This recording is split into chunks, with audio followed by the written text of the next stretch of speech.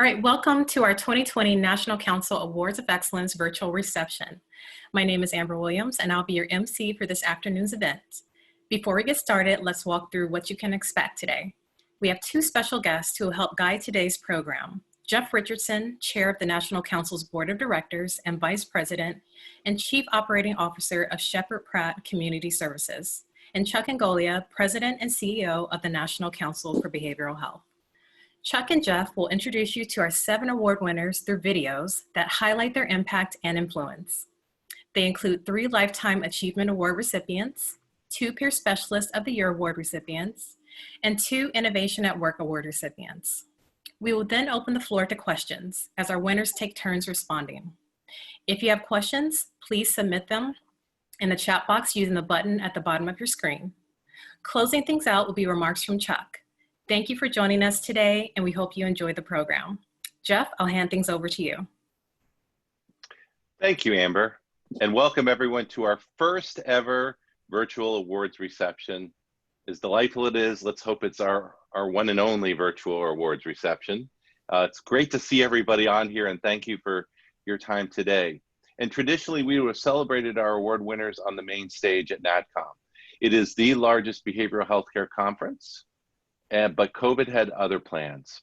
So here we are online. Together we will recognize a diverse array of innovators and thought leaders from across the country, our members and your colleagues. Before we get started, I'd like to share some background on our awards program, an annual celebration that recognizes the accomplishments of behavioral healthcare heroes. After fielding nominations from across the country, a few winners were selected who are increasing access to care, improving service delivery, and advancing the field. We honor those winners and recognize their contributions through these 3 awards.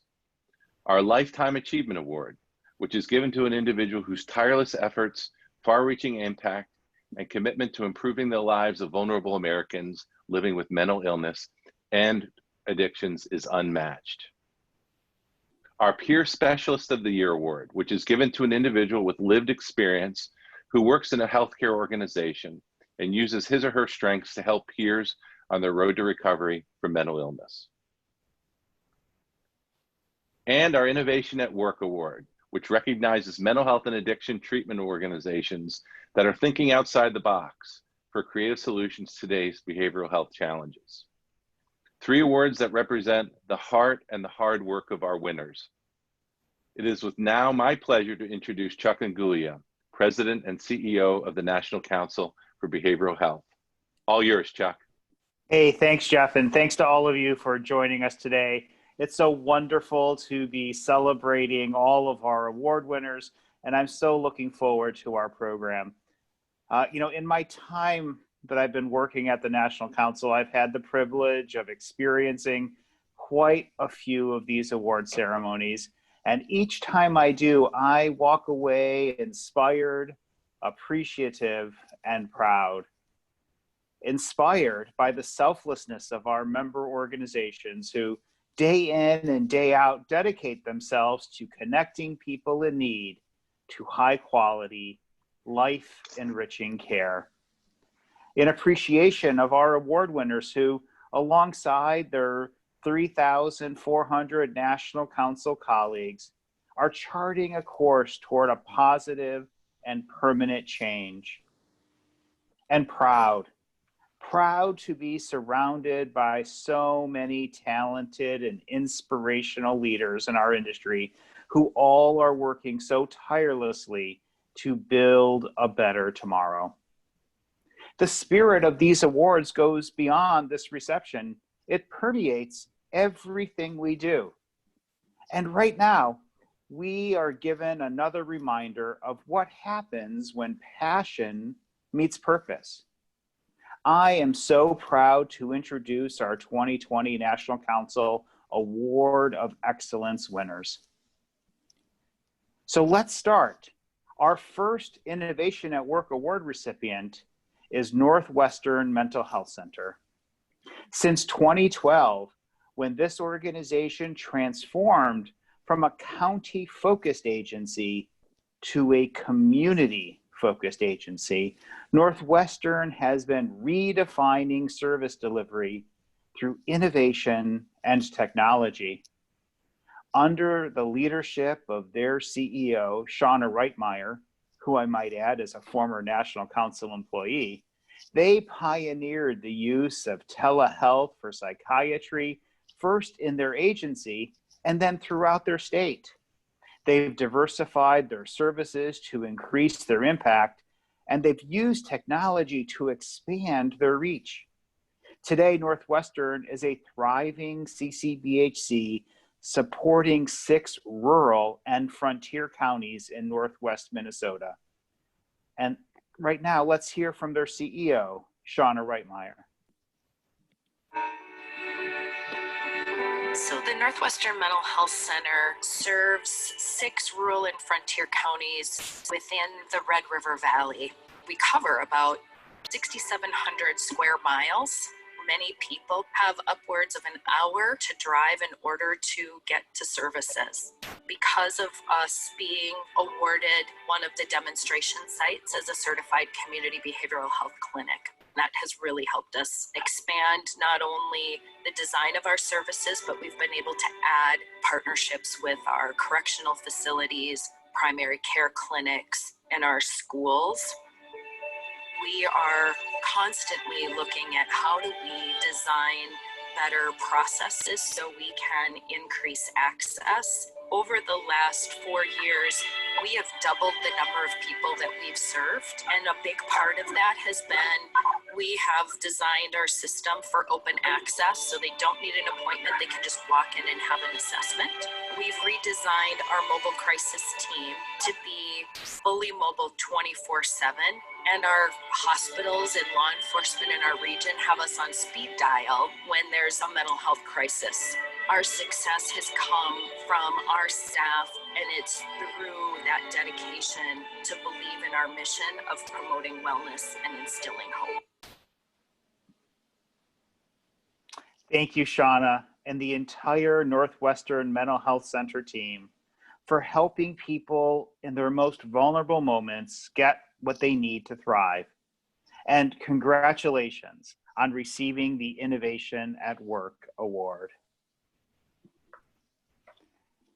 Next is our first Lifetime Achievement Award recipient, Joe Masciandaro, CEO and President of Care Plus, a CCBHC located in Paramus, New Jersey. And during Joe's 42-year-long career, he has led one of the most comprehensive community mental health care systems in the region. He is a driving force in creating a national model for community-based integrated behavioral health care, ensuring the most vulnerable populations are able to receive the care they need. More than just a leader, Joe is a behavioral health pioneer whose impact will be felt for decades to come. Let's hear from Joe. In 1963, there was no effective treatment for mental health, and generally, people who had a mental illness were locked away for the rest of their lives. But it was at the same time as the deinstitutionalization movement. One of my jobs ended up being that I would get the patients who had escaped from the hospital. One day I went to the person's house, I knocked on the door and I said, "I'm from the hospital, can you come back with me?" We came back on the bus. One of the psychiatrists noticed and he said, "When you do this, you're supposed to go with the police." So the next time I went, I stopped at a local precinct and I remembered coming back in the back of a police car with a guy in handcuffs who had been beaten up and pulled out of his house by the police. 50 years later, we recognize that the mental illness is a biological disease. So at Care Plus New Jersey, we understand that the 4 pillars of treatment include mental health, primary care, substance abuse care. Most importantly, we provide access to social supports and services. Just a few weeks ago, I was at my office. I saw a police car pulled up. The policeman got out of the car, almost like a chauffeur, opened the door, and one of our patients walked out. Then he said, "Thank you, I got lost, but you found me." My job is to be irrelevant. The success that our clients experience is totally due to our dedicated and compassionate staff. Joe, thank you for paving the way for others through your commitment to improving behavioral health care, to finding interventions that are less coercive, and for your compassion. And congratulations on receiving the Lifetime Achievement Award. Next, we have our first Peer Specialist of the Year recipient, who's Jeff Avery of the Johnson County Mental Health Center in Olathe, Kansas. After spending 27 years as a firefighter, Jeff became a peer support specialist, and he is now helping individuals with behavioral health challenges put out their own fires. By using his lived experience to mentor others on their own paths to recovery, Jeff is delivering hope and help where it is needed most. Let's hear from Jeff. I was a firefighter for 27 years. My mind just took snapshots of everyone I saw who needed help. I had this heavy suitcase of incidents and people that I carried with me everywhere. But in the fire department, you don't talk about anxiety, loneliness. You just cowboy up. My feelings and substance abuse were getting out of control. I got a text about a chaplain that I had known and had confided in. The news was that he had hung himself. If a guy with a direct line to God couldn't make it, how could I? I had carried a particular bullet in my pocket for over a year. I just thought everyone would be better off if they didn't have to worry about me. I was headed to the fire department training center. That's where I was going to end it. But I got into a car accident on the way there. And when the police arrived, they could tell I was more than just drunk, that I needed help. And that's what led to my involuntary commitment. After release, I joined AA and started to get the help that I needed. I was able to build a support network. I went and applied to be a peer support specialist. It helps me every day to see the resiliency in people and to realize that everyone has a story.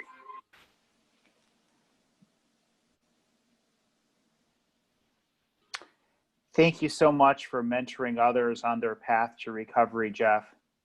We are also appreciative of the value you bring to the individuals you serve. And congratulations on receiving the Peer Specialist of the Year award. Our second Innovation at Work award recipient is Bernalillo County Department of Behavioral Health Services in New Mexico, and I'm sure I slaughtered that. In the past 5 years, and under the leadership of their director, Margarita Chavez Sanchez, the department's behavioral health initiative has launched over 23 new programs, committed more than $70 million to behavioral health projects, and helped more than 50,000 people thrive. I was quite captured by their use of crowdsourcing to come up with new interventions in their community. Let's hear more from their director, Margarita Chavez Sanchez. We had a number of very high-profile incidences, including very negative interactions between a mental health population and law enforcement, including a man who was shot on camera in the foothills. This really did develop a launching point for our community to say we really needed to do something differently. In 2014, the community overwhelmingly supported implementing a tax that would generate funds for addressing the gaps in the behavioral health community. We identified 4 main focus areas. The first, prevention, intervention, and harm reduction, followed by supportive housing, crisis services, and community supports. We developed a subcommittee for each of our focus areas, and those subcommittees were built with people with lived experience, family members of those with lived experience, subject matter experts, and technical advisors, so that the community themselves could truly provide meaningful input to us on how those dollars were spent. To date, the Behavioral Health Initiative has infused the behavioral health industry with over $20 million. And most importantly, we've helped more than 50,000 people. We absolutely were in a dire place in Bernalillo County. We literally were like a phoenix coming out of the ashes. What ultimately made us successful was the very true and meaningful community input throughout. Thank you, Margarita, for your tremendous leadership and for your team's outstanding work. And congratulations on receiving the Innovation at Work Award. Jeff, I'll hand it over to you to recognize our remaining award winners. Thanks, Chuck. And again, thank all of you.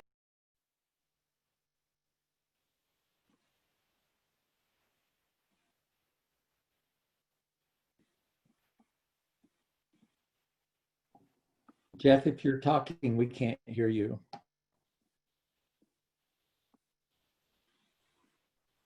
Jeff had some technical difficulties with his internet connection. So Charles, would you like to continue on? Sure. All right, so it's my pleasure to introduce our second Peer Specialist of the Year recipient, Janet Paleo, Director for Recovery-Based Services for the Texas Council of Community Centers.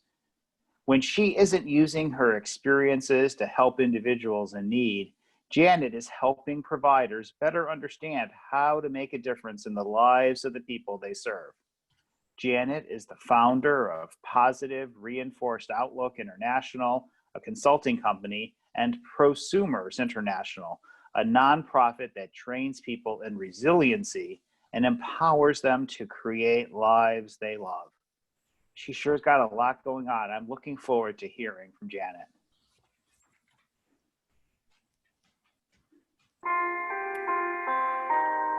Before the age of 5, I had an uncle who was hurting me. My mom told me that if I played out in the street, I'd get hit by a car and I'd go to sleep forever. That became my plan. I was going to go to sleep forever so that he couldn't hurt me anymore. I really didn't know what a psychiatrist was, but I went to his office, and that night he put me in that hospital, and I spent the next 2 years of my life there. And they told me there was no hope for me. I still wanted to die, but I didn't want to die in the hospital. I lied to get out of the hospital. I told him I was getting married. I told him I had a job.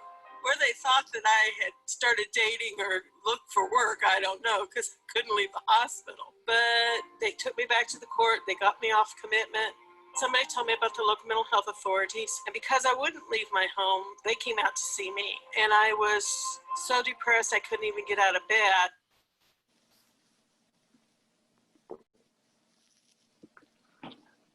Thank you, Janet, for using your experiences and training to make difference for other diagnosed individuals.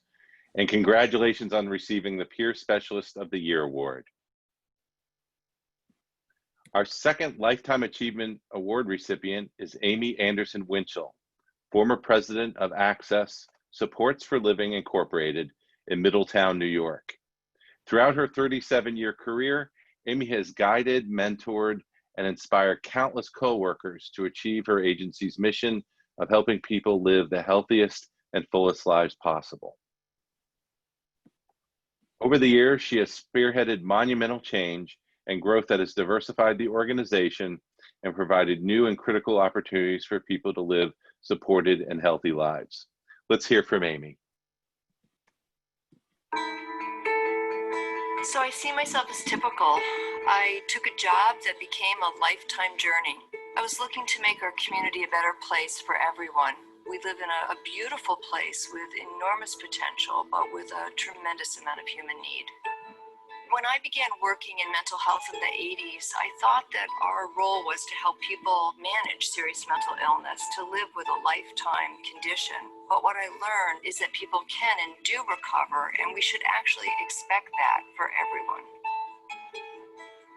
I became amazed by the research and science that was available to us. And the National Council was a big part of exposing me and my agency to evidence-based practices and ultimately to understanding how integrating behavioral health and physical health is hugely more effective in achieving wellness. Coordinated Behavioral Health Services was created to support our learning as we work to maintain high-quality services and adapt to new value-based business models. And as we continued to grow and learn, so did our collaboration. We started with just 6 agencies, and today there are 30 agencies. My advice is to always remember that there's so much we don't yet know, and to look to bring solutions to our challenges through the power of partnerships. The most important thing is that the work that the thousands of us do, and we do to the best of our ability, really matters. Thank you, Amy, for giving voice to the importance of our work and always living the core values of our field. And congratulations on receiving the Lifetime Achievement Award. Our third and final Lifetime Achievement Award recipient is Dr. Karl Wilson, a clinical psychologist and the first president and CEO of Kreider Healthcare Center in Wentzville, Missouri. Dr. Wilson spent his career compelling the mental health community to unite with one strong voice to educate legislators, community leaders, friends, and neighbors about what can be accomplished when we come together. He is a pillar in the Missouri healthcare community, a leader in mental health advocacy, and a tireless champion for the underserved. Let's hear from Dr. Wilson. I'm a late starter. After I returned from Vietnam, I went straight through college and joined academia. But I wasn't happy. I wanted hands-on. I found a community mental health center that was getting started, which had 2 employees, no executive director, and very little money. I proposed that they pay me 10% time and I would do whatever was necessary. And we grew. The board permitted us to expand, to include services the state didn't pay us to do. Missouri is a very cheap state, so we learned how to hustle. And we found other funding.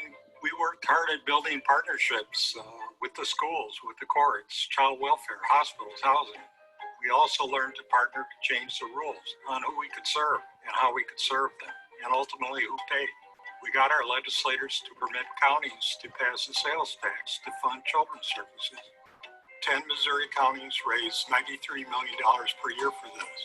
And now we are seeing real outcomes with kids staying out of trouble and progressing in school. We looked across the country for recovery models like Fountain House to go beyond treatment and help all our clients achieve full productive lives. We turned to Cherokee Health Systems for an integrated model, became an FQHC and a healthcare home, turning our community support workers into health coaches. I'm retired now, but my hobby is still mental health advocacy and building systems of care. I serve on 5 boards, and I work to expand timely access to care, including partnership with churches in our most underserved St. Louis community. And we're not done yet. Under Dr. Wilson's leadership, more than 50,000 children and adults were served each year by Kreider Health Center. Dr. Wilson, we are thankful for your far-reaching impact, and congratulations on receiving the Lifetime Achievement Award. And congratulations on a wonderful hobby. We still need you. Thank you so much. And on behalf of your National Council colleagues across the country, thank you, award winners, for your tremendous and long-lasting support in our field. I'm going to hand things over to Amber in a second, but again, I want to thank everyone who's on this call, the award winners, and all the folks who were willing to spend a point in their day to go through this. This is a privilege and an honor, and every one of your stories is inspirational, and I'm incredibly grateful for all that you do. Amber, it's all yours.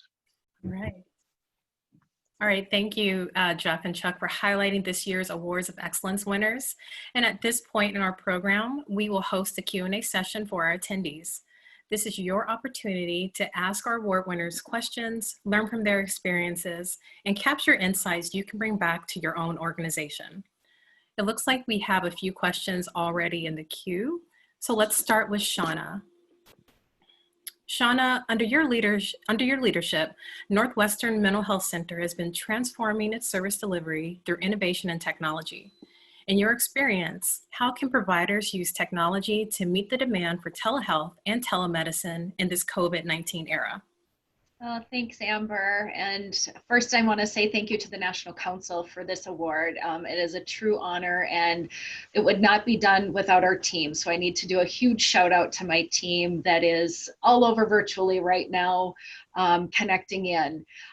You know, the first thing that COVID, right, has just thrown us all for such a loop, and technology has been, I think, a shining star that everyone should be embracing. And we, through the partnerships that we've had with the jails, with our schools, with the emergency departments, we've been able to put technology into those settings so we can still have our staff maintain safety and still give our clients the services that they need.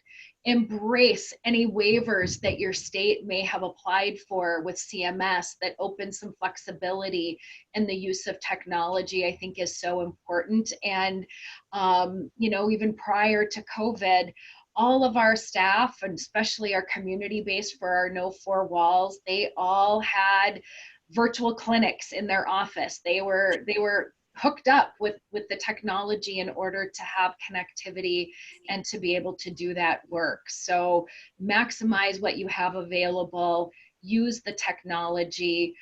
Telemedicine using platforms like Zoom or others has made not only delivering services critical, it's maintaining the partnerships and that connectivity that we've had across our rural frontier area. So. All right, thank you for that insight and really helpful recommendations. The next question we have is for Amy. Amy, you have an impressive, impactful career in behavioral health.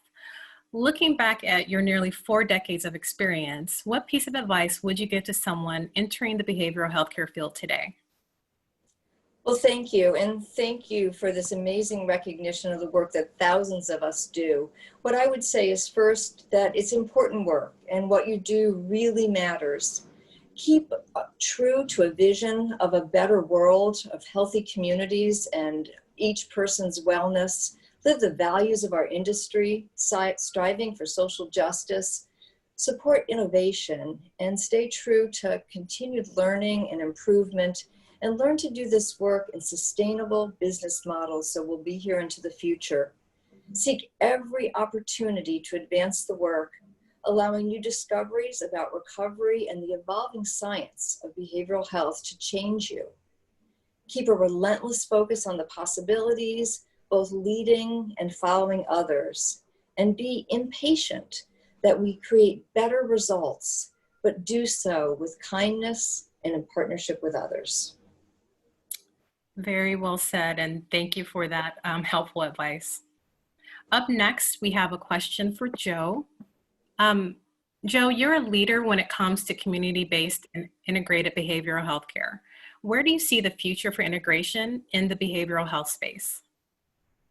Well, thank you. And again, congratulations to all the awardees.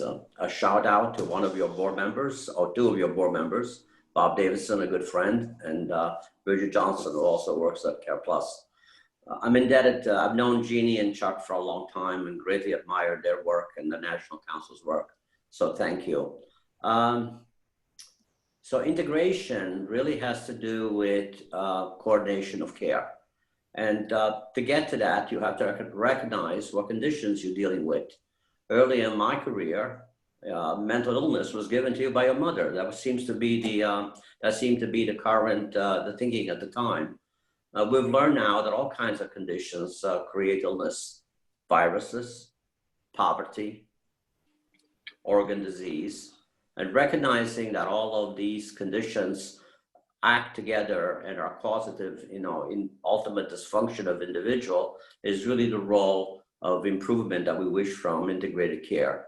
It would be easy to say that a next logical step will be integration of systems, a large hospital system integrating with, local delivery networks of mental health and behavioral care. But I think we need to get to that and try to get to identifying who are in most need. And all you have to do is look out your window, look out today, you see people who are troubled by the economic travails of the COVID. And then look beyond that, you begin to see special populations that need help. In our world, in Medicare Plus, we're now focusing on maternal and infant health. Again, it's something that you just need to stare out the window and you can see that is causative to a lot of other problems. So care coordination, provision of primary care, substance abuse, the use of technology. You could not underscore the comments that were made earlier. And all of those things together, I think can bring improvements.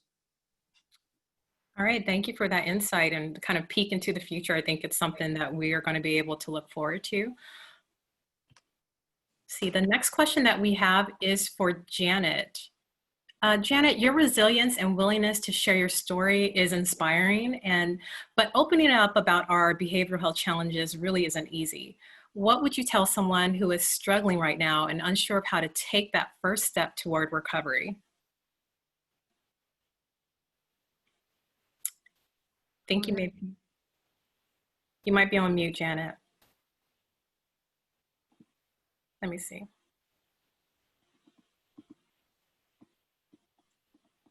Can you hear me now? I can hear you. Okay, great. Yeah, I want to first thank my team at Texas Council for nominating me for this award. It was very inspiring that they would even think of that, to do that. I really love that. And I really thank the National Council for then choosing me on top of that. I would tell somebody who is struggling right now that life is possible. You can be happy again. I know when I first started having problems, I was unhappy and I'd wake up and I wasn't refreshed. You know, you wake up wanting to be refreshed, and no matter how much I slept, I couldn't be refreshed. And I didn't know what was going on with me. And it took a long time to figure out what was going on.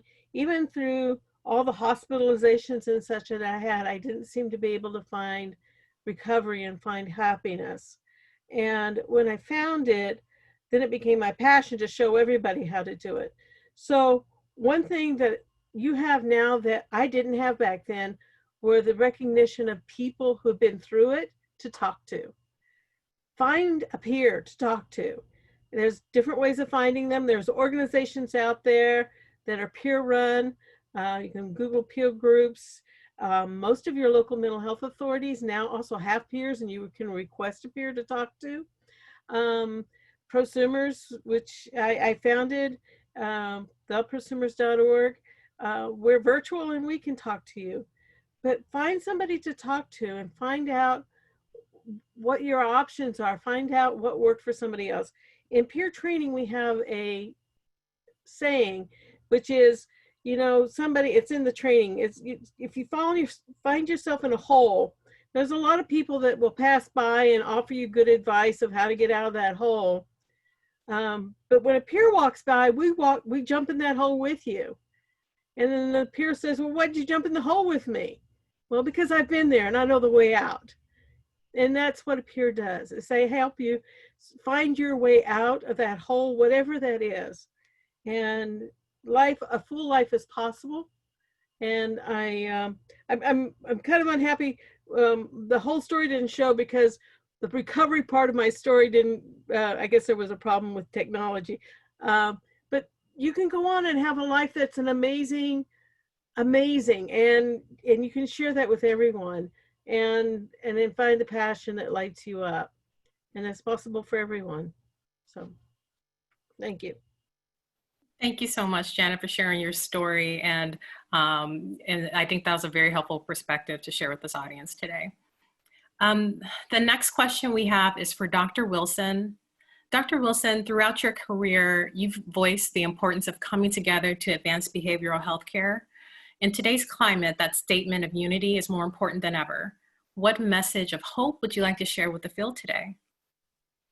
Well, hope is everything, and it's the outcome that is most important for us. We started out, this has already been said, years ago, we were working on maintenance. We were working on actually deviancy control, helping society to keep mentally ill people away from everybody else. And now we've moved towards a recovery-oriented model. And in order to have that, people have to have the belief in themselves that they can have a life. And much of that belief is dependent on issues in our environment, the social constraints that we all have. And we have to have partnerships in order to be able to make that happen. Whether it's with kids, we have to make sure that the family's on board and we're all working in the same direction, and we're working with all the other systems, whether they're involved with child welfare or with the, certainly with the schools and with the juvenile justice system, with adults. We need to help people to find their own pathway in life and be productive and find a way to give back and have a reason to get up every day. So I really appreciate the other awardees, and I appreciate the National Council for giving us a forum to come together to share. That's inspired me over the years, because you can't, invent everything for yourself. So you have to steal a lot from other people. And the National Council was a wonderful forum where people voluntarily said, here, I'll share this with you. And also to help to change the rules.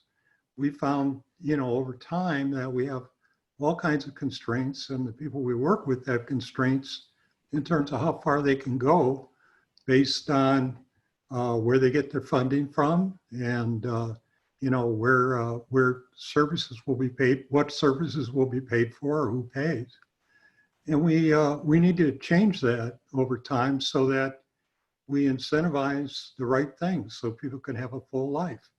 And certainly the movement towards lived experience, the wonderful peers that we've heard from today, in order to make that possible, we got to change a lot of rules that constrain us in terms of what our healthcare system will support. So we've come together, and we know that our own funding will only go so far, and our own efforts are just not sufficient. We have to have partners with everyone in the community in order to make our missions work. So thank you, National Council. I appreciate this. Thank you, Dr. Wilson, and thank you for that message of hope for today. I think it's such an important reminder for us. Next, we have a question for Jeff. Jeff, you went from saving lives as a firefighter to saving lives as a peer support specialist. What was that transition like for you, and how are you using your experiences as a firefighter in your current role? Well, again, like everyone else, I'd like to thank the council for the recognition. It's humbling, but yet inspires me to keep going to work every day. I'd like to also thank everyone at the Johnson County Mental Health Center that has shown me support, mentored me, encouraged me in my work.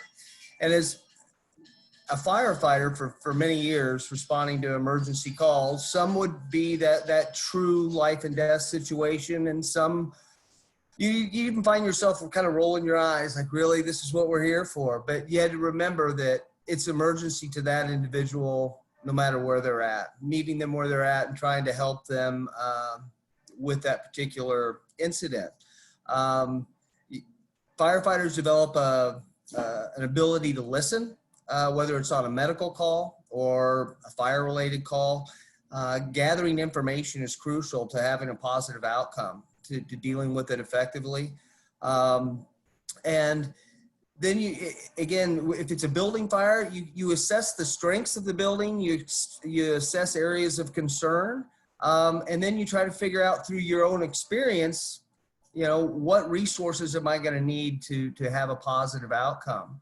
So there's a lot of similarities between what I do as a peer support worker and my former career as a firefighter, and being able to help the person identify their needs, those obstacles that are keeping them from living the life that they want to live, and then working with case managers who've been so helpful to helping them remove those obstacles and to live those dreams. So again, there's a lot of people that help me do what I do. And again, the resiliency of the people I work with, it proves to be inspiring to me on a day-to-day basis.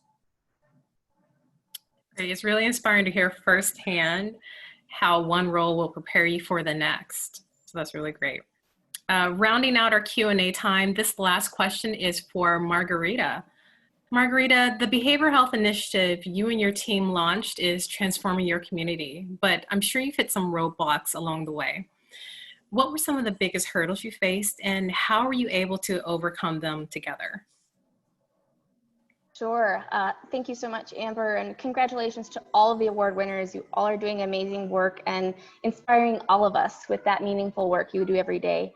I'd like to echo what my colleagues have said. Thank you so much to the National Council, and especially you, Chuck, for recognizing our efforts for being a leader and advocate for a population who's often left behind. And thank you to my team who has really done all of the heavy lifting.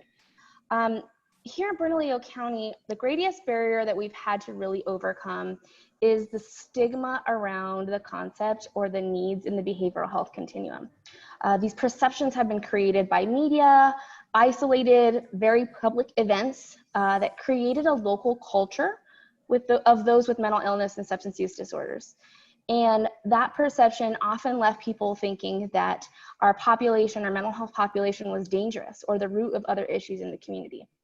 So through creating awareness with initiatives like mental health first aid and community dialogues and meeting with stakeholders and bringing the community to the table, members of the community with lived experience and their family members, bringing them to the table, helped us to create a cultural shift. Now, it is like turning the Titanic, right? It's not a hard left, but what we have to do is create a cultural shift here locally so that we can overcome that barrier.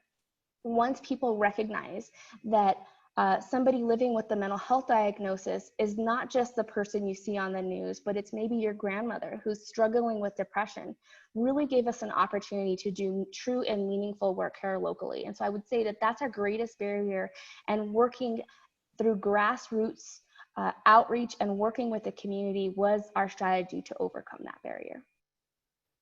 All right, thank you, Margarita. Such an important reminder about how working together is key to facing any challenges that we have.